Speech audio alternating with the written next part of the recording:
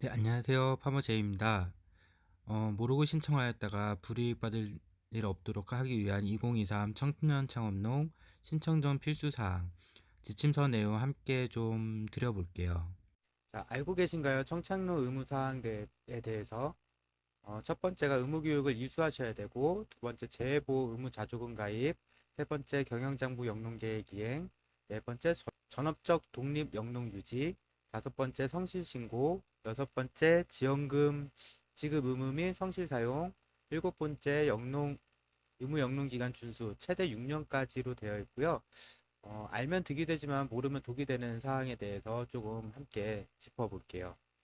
자, 다들 아시겠지만 목적은 창업자금 기술경영교육 컨설팅 농지은행 매입 비축 농지 임대 및 농지 매매를 연계 지원하여서 청년 창업농들이 그 농가에 유입될 수 있도록 하는 정책이고요. 최장 3년간 월 최대 110만 원부터 90만 원까지 영농정책 지원금을 지급하고요.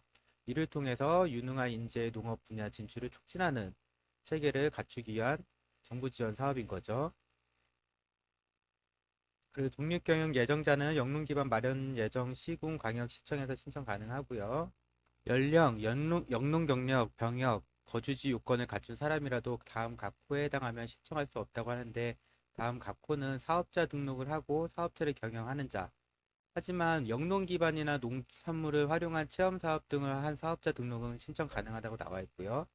또 영농에 종사하면서 부수입이 연간 소득 3천만 원 이하, 생산 설비를 활용한 농업 서비스를 등록한 경우에도 신청이 가능하다고 합니다. 선정되시고 나서 사업체를 폐업하거나 퇴사하게 되면은 또 신청이 가능하거든요. 이번에 또 개선된 부분이 월 60시간 미만의 단기 근로자도 신청이 가능하고요. 그리고 건강보험료도 기존에는 부모님 세대까지도 했지만 지금은 이제 본인 세대만 하시면 되고요. 정착지원금 그 지급 관련해 갖고 다들 조금 헷갈려 하시는 부분들이 있는데, 23년도 등록하시고 선정되신 분들은 독립 영농 기반이 마련이 되어야지만, 경영체 등록이 되어야지만 그 지원금을 신청하실 수가 있다는 점 조금 염려하시기 바랍니다. 사용용도 뭐 지급 방법은 다들 보셨을 거예요. 일반 농가 경영비나 일반 가계자금으로만 사용이 가능하고요. 유흥사치품 구매 일반 가계자금의 범위를 넘어서면 안 되고요. 그리고 자산취득 용도로도 연간 4분의 1 이상으로 넘어가면 안 돼요. 이 부분도 체크하셔야 되는 부분이고요. 그리고 영농 그 청년창업농 선정이 되시면은 바로 농협에 가셔서 카드부터 발급을 하시고요. 그러고 난 다음에 독립경영체를 만드시고, 그리고 이제 지원을 신청하시면 됩니다. 지원은 분기별로 신청을 하니까요. 그때 맞춰갖고 신청을 하시면 될 것 같아요. 자, 의무교육 이수인데요. 의무교육 이수는 그 선정이 되시고 나서 1년 차는 필수 교육이 40시간, 2년 차, 3년 차는 20시간씩 받으시면 되고요. 이 부분은 이제 안내 문자가 올 거예요. 거기에 맞춰갖고 신청을 하시면 되는 부분이고, 선택 교육이 중요한데요. 선택 교육은 그 지원금을 수령한 개월 수의 8시간을 곱한 시간이에요. 예를 들어서 10개월을 했다 그러면은 80시간을 이수를 하셔야 되는 부분이니까, 이 부분은 농업기술센터라든지 아니면은 그 농업교육 포털에서 등록 과정 확인하시고 교육을 수료하시면 될 것 같습니다. 선택 과정은 농업교육 포털에서 추천한 온라인 교육 과정으로 이수 가능하지만, 수강 시간의 50%를 선택 교육 시간의 40% 이내에서 인정이 된다 그래요. 그러니까 지금 내가 100시간을 받았다 해서 50%로 50시간이 있지만, 96시간에 총 96시간에 40%만 인정이 된다라는 거예요. 하지만 도서 지역은 또 70%까지 교육이 가능하다니까요. 본인 지역에 맞춰갖고 좀 진행을 하시면 될 것 같아요. 저희 사업계획서 작성하실 때 주 생산 품목을 등록하셨을 거예요. 그 주 생산 품목에 재해보험 상품이 개발되어 있을 경우에는 필수로 가입을 하셔야 되는 부분, 이 부분도 농협하고 조금 협의하셔갖고 진행하시면은 수월하게 진행이 되실 거예요. 세 번째로 경영장부 기록 및 영농계획의 성실할 이행. 사업 대상자는 경영장부 기록 프로그램을 활용하여 경영장부를 기록하여야 한다고 되어 있고요. 이것은 농업원 홈페이지에 가입을 하셔서 거기서 영농일지하고 회계장부를 기록을 하시면 돼요. 그 둘 중에 하나만 작성을 하시면 되는 겁니다. 진행하지 않을 경우는 제재 조치가 따라요. 제재 조치는 경영장부 미기록 시 다음 달부터 정착지원금 일시 정지, 그리고 지급 정지 후 경영장부차에 작성 시 소급 투명하실 경우에는 다시 가능하나 일시정지 3회 이상이면 지급 중단 및 청년 후견응 자격 박탈까지 될 수 있다는 점 염려하시기 바랄게요. 네. 의무 영농기간 준수, 이거는 조금 중요한 사항이에요. 요거를 잘 모르시고 그냥 지나가시는 분들이 있으셔서 요거는 꼭 좀 한번 짚어 가시는 게 좋을 것 같아요. 사업 대상자는 영농정착지원금 지급기간과 지급 완료 후 지급기간에 해당하는 기간 동안 영농에 의무적으로 종사하여야 된다고 했어요. 제재 조치는 실제 영농에 종사한 기간을 총 영농 의무 종사기간으로 나눠서 그 비율만큼 정착지원금을 환수한다라고 되어 있어요. 그러니까 36개월을 제가 지급을 받았으면은 그만큼 36개월을 의무적으로 영농에 종사를 해야 된다는 내용이고요. 이 계산법은 이런 식으로 나와 있어요. 의무적으로 영농 행위를 해야 되는 부분이 있기 때문에 3년만 지원받고 내가 농업을 그만둘 거야 라고 생각하시면 조금 불이익 당하는 부분이 많으니까요. 그 부분은 꼭 참고하시기 바랍니다.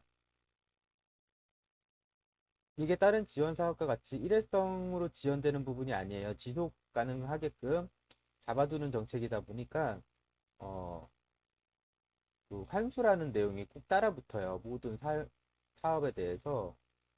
그렇기 때문에 이거를 모르시고 하셨다가 중간에 포기하시는 분들이 다시 지원받았던 금액을 다 환수하고 오히려 빚이 조금 늘어나시는 분들이 있더라고요. 안타깝죠. 그런 부분 얘기를 듣거나 사례를 접하게 되면은 지침서를 조금이라도 더 보고 신청을 하셨으면은 그럴 일이 없었을 수도 있을 거라는 생각이 들 텐데. 그러니까 여러분들도 이런 불이익되는 부분은 필수로 한번 찾아보셔야 돼요. 그 전업적 독립 영농 유지에 대한 의무 사항이 있어요. 똑같이 의무 영농 기간 동안 전업적으로 영농에 종사해야 하고 거기에 따라서 다른 일을 못하게끔 제재하는 부분인데 이것도 한번 꼭 읽어보세요. 영농 의무적으로 하는 기간 동안에는 다른 사업자 등록을 하거나 사업체를 경위하셔는 안 되고요. 이제 예외 사항들은 있어요. 영농에 관련된 거라든지 그 태양광 시설을 설치하는 경우 이런 부분은 조금 예외를 주는 부분도 있고요. 그리고 공공기관 및 회사 등 상근 직원으로 채용되어 매월 보수 또는 보수에 준하는 급여 수령하는 행위 이 부분도 안 되지만 요번에 바뀌었어요. 4대 보험 모두를 가입하지 않은 것으로 월 60시간 미만의 단기 근로는 가능하다라고 되어 있고요. 또 영농 포기 휴경 가족 또는 타인에게 영농을 위탁하고 사업장을 이탈하는 행위. 그러니까 남한테 농업을 맡기고 내가 농업을 하는 것처럼 속여서는 안 된다라는 내용이고요. 그렇지만 또 농촌에 관련된 농해근로 인정 활동이라는 게 있어요.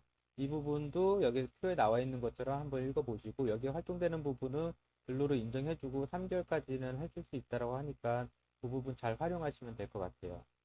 영농정착금 지급 완료 후, 그러니까 총 36개월 지급이 완료되고 나서 추가적인 의무 영농 기간 동안에도 위의 의무 조건을 동일하게 적용하지만 그 중에 나 아까 60시간이었던 사항은 월 110시간까지 100시간까지 허용이 된다고 해요. 그리고 4대 보험 가입 여부와 관계없이라고 돼 있고 1년에 최대 3개월까지 농해 근로 허용도 가능하다고 되어 있습니다.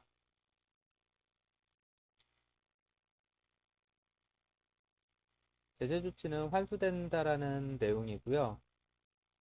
그 환수를 상환하지 않을 경우에는 일반 금융기관 대출 평균 금리를 곱하여 산출한 금액을 이자로 또 지급하게끔 한다는 내용입니다. 하지만 이제 신병 또는 기상재, 출산, 육아, 그 밖에 시장군수 구청장이 인정하는 사유로 불가피하게 이제 농업이 영위가 되지 않을 경우에는 어느 정도 유예를 준다고 해요. 그 부분도 잘 참고하시기 바랍니다. 그 성실신고 내용이에요. 성실신고는 농업경영체 등록정보 변동이 발생하면 14일 이내에 그 국민농산물 품질관리원에 변경 신고를 하시고 품목, 농지 면적 및 사육 규모 변경, 농지 축사, 원해 시설 소재지 변경 시에도 신고하게끔 되어 있어요. 이 부분은 뭐 다들 바로바로 신고하시는 부분이라서 크게 문제되는 부분은 없었던 것 같고요. 영농정착지원금 지급 의무 및 성실 사용. 이 부분이 말이 많이 나왔어요. 의무적으로 영농정착지원금을 신청하셔야 되고요. 사업 대상자는 영농정착지원금을 농가 및 경영비 및 일반 가계자금을 사용하여야 되고, 유흥사치품금에 일반 가계자금의 범위를 넘어서 과소비 등 사회통념상의 문제가 되는 용도로는 사용하여서는 안 된다고 되어 있어요. 어, 갑자기 큰 금액이 나가거나 결제가 되거나 했을 때는 그 부분에 대해서 소명하도록 하는 부분도 있으니까요. 사용하신 부분에 대해서는 꼭 어디다 적어 놓든지 아니면 회계장부 이용하셔갖고 작성을 꾸준하게 해 두시는 것도 좋을 방법이라고 생각이 됩니다. 영농정착지원금을 미신청하는 경우에는 청년 후계농 자격을 박탈한다고 되어 있어요.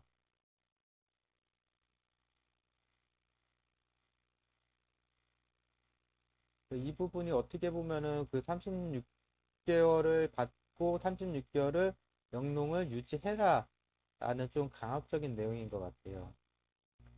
영농기간 준수는 꼭 하셔야 되는 부분이고, 정말 부득이하게 영농을 중단할 경우에는 불이익을 받을 수 있다는 점 꼭 참고해서 신청하시길 부탁드릴게요.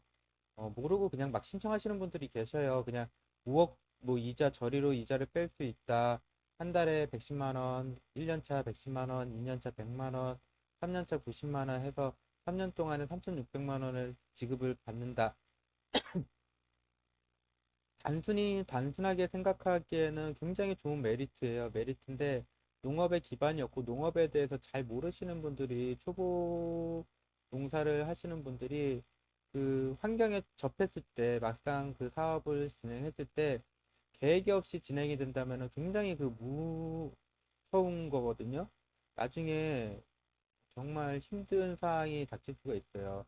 지금 뭐 5년 거치, 20년 상환이라 그랬지만 그 5년 거치도 금방이거든요. 농업은 1, 2년 만에 습득을 할 수 있는 부분이 아니에요. 아니기 때문에 어, 신개농 같은 경우는 굉장히 좋은 아이템으로 활용될 수 있지만 신규 농일 경우에는 조금 한 번 더 고려를 해보시고 그 분야에 대해서 내가 가고자 하는 농업 쪽 분야에 대해서 1년이라는 그 체험할 수 있는 그 시기가 조금 필요할 것 같아요. 무작정 계획만으로도 이것을 신청하고 청년창업농을 신청하고 내가 하겠다라는 거는 어떻게 보면 좀 무모하다고 생각이 들 수도 있을 것 같아요. 일단은 청년창업농이 되면은 농지 지원 혜택이 조금 커요. 이 부분은 농지은행에서 위탁 임대 농지를 하는 거에 대해서 1순위로 지급이 되고 그 해 선정이 됐을 때는 무조건 1순위예요. 신청하는 대로. 그래서 최대한 신청을 많이 넣으시면 되고 보통 1월 달에도 나오지만 계속 주별로 매주 월요일마다 한 번씩 들어가셔갖고 꾸준하게 확인하시는 게 좋아요.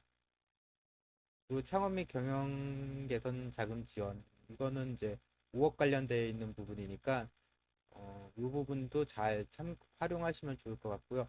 처음부터 아무런 자본이 없이 바로 이거를 신청하시면은 굉장히 큰 리스크가 있을 거라는 생각이 들어요. 아무리 이자가 낮고 한다 그래도 그 5년이란 시간 금방 가고요. 그 20년 상환을 계산했을 때는 과연 1년에 그만큼을 뽑아낼 수 있는 수입이 낼 수 있는 아이템이 있을까 하는 부분도 걱정스러운 부분도 있어요. 그렇지만 좀 자기 자본이 있고 그 승계농이고 가족이 뭐 농업을 하고 있었다. 내가 농업을 받는다 그럴 경우에는 좀 좋은 제도인 것 같아요. 그리고 농림수산업자 신용보증기금에서 보증시 보증비율 우대 95%및 보증심사 간소화 지원이라고 되어 있는데요. 이 부분은 저도 이제 토지를 구매하면서 좀 느꼈던 부분인데 개인이 신용만 좋다 그러면은 저 같은 경우는 100%다 그 지원금으로 다 소진을 했어요. 소진을 하고 다른 거를 이제 자비를 들여서 이제 하는데 이거는 신용 문제인 것 같아요. 그 농협에서 개인 신용 문제로 나오는 부분이고 이거 95%라서 95%가 다 나올 거라는 생각을 하시면 안 돼. 안 되시는 분들도 몇 분 계시더라고요. 그래서 개인 신용 문제 확인 꼭 점검을 하시고 진행하시면 될 것 같습니다. 각종 컨설팅이나 교육 같은 거 듣기에도 좋고요. 연락이 자주 와요. 컨설팅을 받겠냐라는 연락도 오고, 가격도 저렴하고 거의 무료로 제공되는 부분들이 많아요. 그래서 그런 거 잘 활용하시면 좋을 것 같습니다.